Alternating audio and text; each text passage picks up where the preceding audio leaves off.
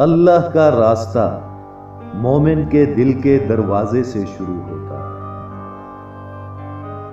خوش نصیب اپنے آپ پر راضی، اپنی زندگی پر راضی، اپنے حال پر راضی، اپنے حالات پر راضی، اپنے خیالات پر راضی اور اپنے خدا پر راضی رہتا ہے۔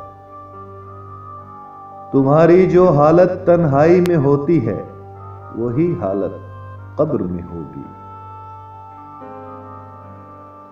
معافی مانگنے کا مطلب یہ نہیں ہوتا کہ ہم غلط اور وہ صحیح ہے، بلکہ اصل مطلب یہ ہے کہ ہم میں رشتہ نبھانے کی صلاحیت اس سے زیادہ ہے۔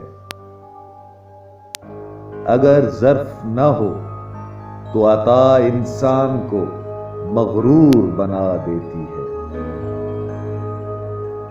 اگر انسان کو اچانک نگاہ مل جائے تو وہ خوف سے پاگل ہو جائے، یہ دیکھ کر کہ یہ زمین انسانی ڈھانچوں سے کس طرح بھری پڑی ہے۔ یہ ویرانے کبھی آباد تھے، یہ آبادیاں بھی کبھی ویرانے بن جائیں گے۔ دنیا میں کون کون نہیں آیا، یہاں کیا کیا نہیں ہو چکا، کتنے باغ جہاں میں لگ لگ سوکھ گئے۔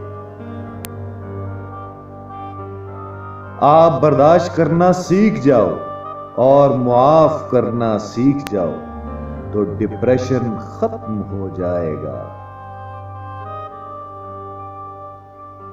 آدمی مر جاتے ہیں اور زندگی پھر بھی زندہ رہتی ہے، یہ کیا راز ہے؟ اللہ تعالی جس پر راضی ہوتا ہے اس کی آنکھ کو پرنم کر دیتا ہے۔ آپ توبہ کرو اور یاد گناہ سے بھی توبہ کرو۔ جس نے جرم کیا وہ مر گیا، جس نے توبہ کی وہ نئے سرے سے پیدا ہوا۔ جس کی پیدائش اب ہوئی وہ پیدائش سے پہلے کی ناپاکی کے بارے میں کیوں پریشان ہے؟ اللہ کا فضل آپ کا اپنا ہی نام ہے۔